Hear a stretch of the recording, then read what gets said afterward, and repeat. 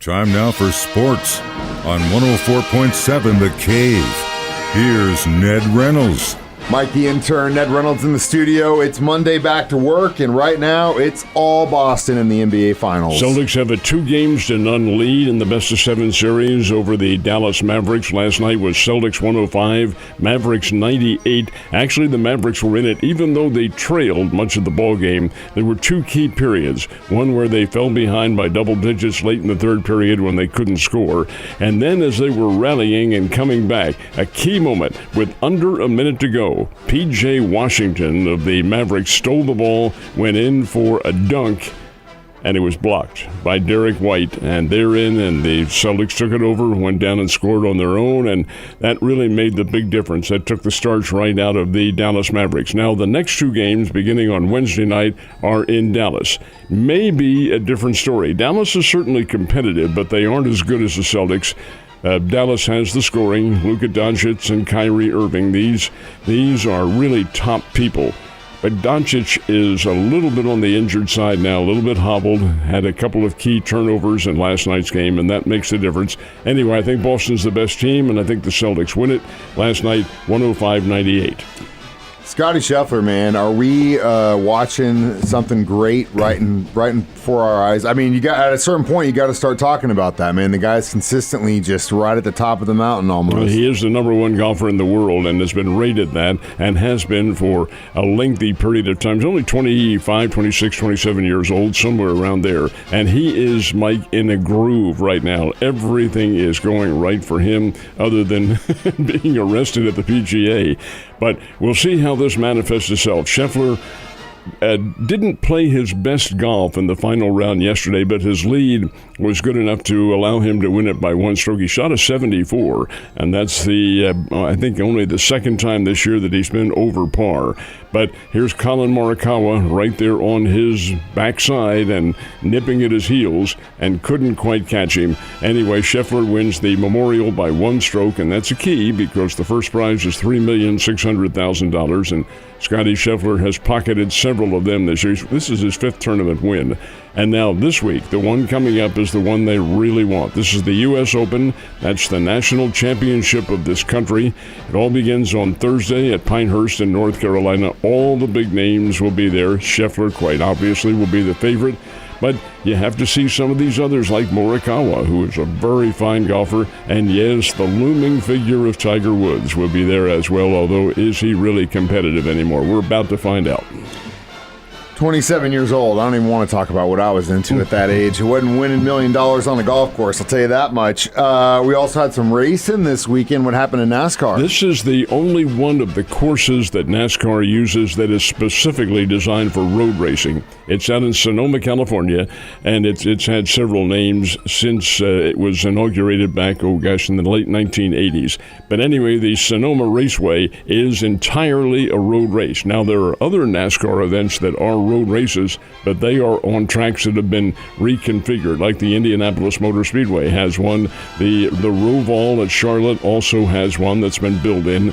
But this one in Sonoma is just for road racing. And the event was won by Kyle Larson. He led for the final 9 laps of the race, but it was a really good race. Michael McDowell finished second in the competition, but Kyle Larson, who is arguably the best driver on the circuit, does get the win. So it's kind of a good news, bad news situation for St. Louis. They did win yesterday, but they kind of evened the series with one of the worst baseball teams in the league. Your thoughts on that series, I sir? really thought the Cardinals would sweep this team. Big I thought time. they'd win They 4 should've. straight, and they did not do so. They split it. The Cardinals did win yesterday 5-1 to gain that split. Lost on Saturday, a game they seemingly had won. But the interesting thing about yesterday's game is that Andre Pallante got the start. Now, here's a guy who was sent back to the minor leagues because in relief he was being hammered. So they sent him back to Memphis, regain his pitching arm, and so forth and so on. They put him in as a starter now. First game back as a starter, he pitches great against the Baltimore Orioles. His second game back, the Philadelphia Phillies battered him around pretty good. But then in the third one yesterday, he stops the Rockies for about 5 innings, and hey, that was the catalyst for the victory. Alex Burleson, another former Springfield Cardinal, hit his third homer in 7 games. He's been on a tear.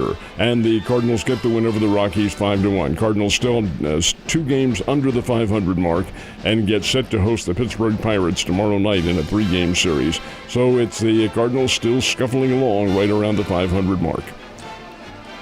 Royals, though, even though they didn't sweep the Mariners, they still took that series, and that's a big deal. Came close.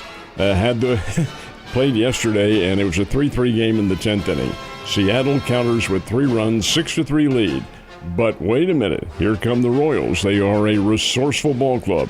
They didn't tie the game, but they did get to within 1 run and score 2. Royals lose the game to Seattle 6-5, and that denied the Royals a sweep of the Seattle Mariners. Still, Kansas City is playing well, folks. They're really a good team. They are behind the Cleveland Guardians, that is true, but Kansas City, and again, I'm going to harken back to what I've said earlier, not quite ready, I don't think, to challenge for a championship yet, but you never can tell. The team, it's a good team. It's a good team and worthwhile.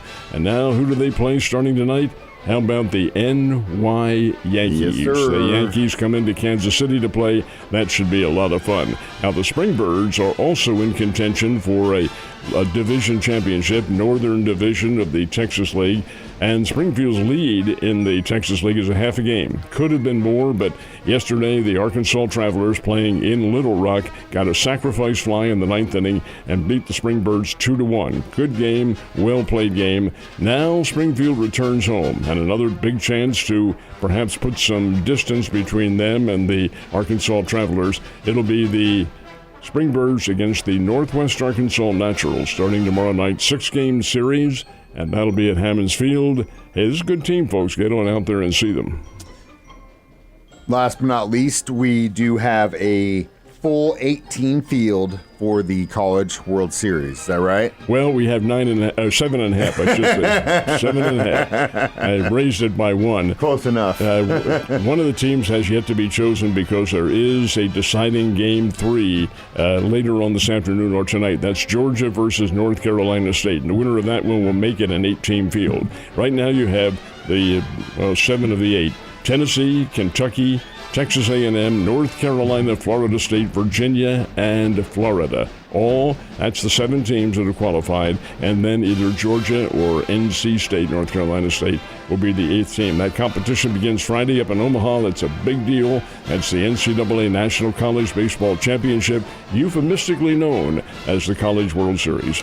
Who you like going into this series the most? Tennessee. Yeah, I think they're that's really what I good was team. thinking too, man. Watching them this year, they have been just lights out, Ned. You have a great day, and I will see you mañana.